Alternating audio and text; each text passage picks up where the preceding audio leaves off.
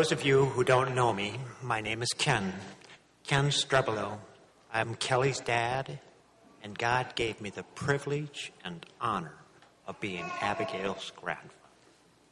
I'd like to talk to you this morning a little about Abby, but not so much about her shortcomings and not so much about her struggles early on. But rather, I want to talk to you about Abby's achievements and the things that Abby taught me.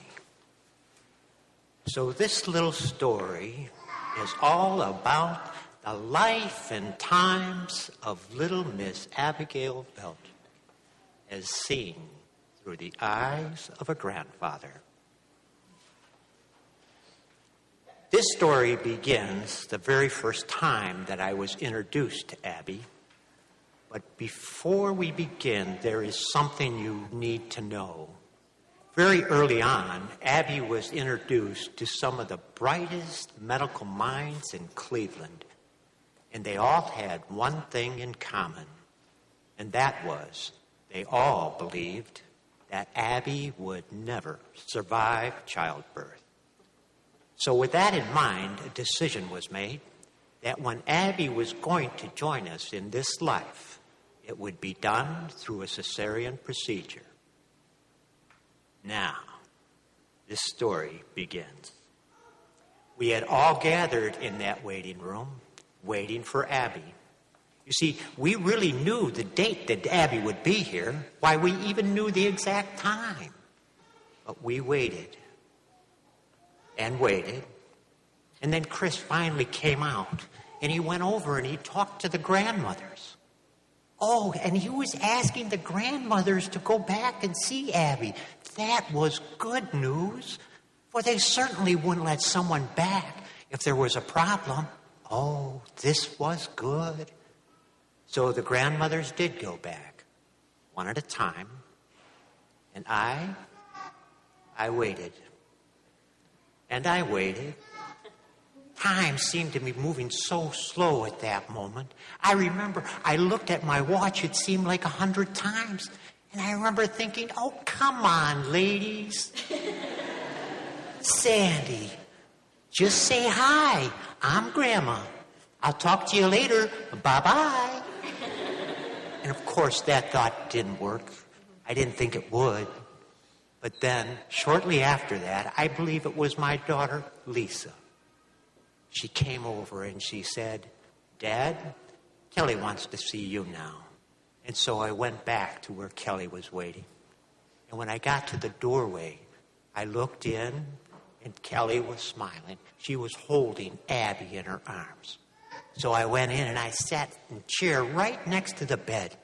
And I said, Kelly, are you all right? Because if you're not, I'll go get those doctors. I'll bring them all back here. No, Dad, I'm fine. Kelly, are you in any pain? No. So, you are okay. Well then, I think it's about time I met my granddaughter. And Kelly smiled. And you know those little beanies they put on babies' heads to keep them warm? Well, she took that off. And I said, oh, Kelly, look at that beautiful blonde hair. That's the same blonde hair you had when you were born. And Kelly started to unwrap that blanket. And Abby woke up. And she opened her eyes and, oh, my, Kelly, did you see these brilliant blue eyes? Those are surely Dad's. Oh, Kelly, look at these dainty fingers. She reminds me of a little China doll, Kelly. She's beautiful. She's absolutely perfect. I visited with Kelly for a little bit. And then I said, you know, Kelly, I really should go. There's a whole bunch of people, and they're all so hopeful to get back and see you and Kelly. Just before I left, there was a little Abby lesson. And I heard it loud and clear, just as though Abby whispered it in my ear. It was, Papa, don't prejudge people. Don't predetermine what we can do and what we can't do. We'll make mistakes, But it's going to be okay, Papa. I can do that, Abby. I can do that. Abby was in that hospital for some time, but then she came home to a family that loved her. It was some time after that. I think Abby was maybe just almost 1. I was over at the house, and I had Abby in my arms, and I was rocking back and forth, and Abby was looking all over. And then there was just this little noise, just a little, that's all, just a little. And then in time, that little noise, it got a little longer. And then in more time, it got a little louder.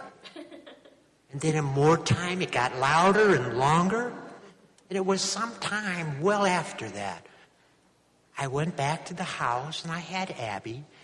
But this time, we're rocking, and she has her head down just like this. And then all of a sudden, she went, and her arms shot straight in the air as if she's saying, "Hey, look at me. Look what I did. Papa, did you see that?" Abby had learned to make raspberries. Something so simple for us, but was so hard for her. And then she first started with just her bottom lip, but then in time, she learned how to do it with her top lip. And then in more time, she learned how to do it with her bottom lip and her top lip. And then she finally learned how to do it with her bottom lip and top lip and her tongue sticking out. Abby truly was an overachiever when it came to raspberries. And there was a little Abby lesson here. And I heard it loud and clear, just as though Abby whispered it in my ear. It was, "Papa, love, Papa. We don't need a makeover. We just need to be loved, just the way we are." I can do that, Abby. I can do that. It was some time later. Abby continued to learn, though. It was much later, and I got a phone call early in the morning. It was Kelly, and she told me, she said, "I'll bet you don't know where I am." And I said, "No, I don't. Maybe you're and Kelly told me, "I'm on my way to school. Today is Abby's very first day at school in Strongsville." And I said, "Kelly, that's wonderful." "Yes, but Dad, I'm a little worried. Because sometimes kids can be mean, and I don't want anyone being mean to my Abby." "Kelly, don't worry about it. It's going to be okay. After school, call me. I want to hear all about Abby's first day at school." And she did call me later in that day, and I said, "Kelly, how was Abby's day?" And she said, "Well, I got there early, and I got Abby all set up." And then, Dad, the bell rang, and it was something she'd never heard, and she was looking all over. And then the children came in, and they were talking and laughing. Now Abby's looking around and like, "What's all this racket?" And then a little girl came over and stood right next to Abby and just stared. And she said, "I got worried. I thought for sure this little girl was going to be mean," but she wasn't. She just looked at Abby, and then she walked over to the teacher. And then the teacher brought her over to me and introduced me to the little girl and said she wanted to know if she could sit next to Abby because she knew her and Abby were going to be the best of friends. At such a young age, Abby already touched somebody's heart. And that was Abby's very first day at school. She continued to learn, and then there was almost a year later, I was over there, and Kelly had Abby on the floor, and she had pillows all around Abby. And I walked in, and I looked, and I said, "Kelly, what are you doing?" And she said, "Well, I'm going to teach Abby how to sit." "You're going to teach Abby how to sit? How are you going to do that?" "Well, I'm going to sit here right in front of her, and I'll hold her, and then I'll let go. And if Abby leans forward, I'll be able to catch her.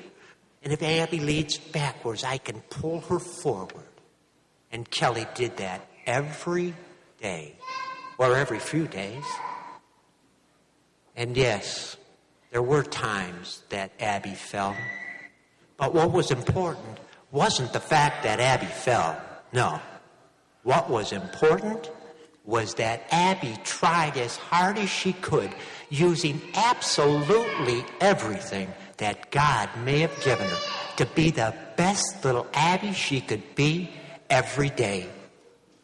And that's how Abby lived. And then the shame of it? The shame of it is that many of us, with all the talents and gifts that God has given us, we might use 30 or 40% of those to challenge life on a daily basis. That's the shame of it. And then to make it worse, in our arrogance for that 30% effort at life, we expect huge rewards. It was just this past April. I went over to Kelly's house. I don't know if I went there to pick something up, drop something off, and it's really not important. Kelly was sitting in the back room in a chair.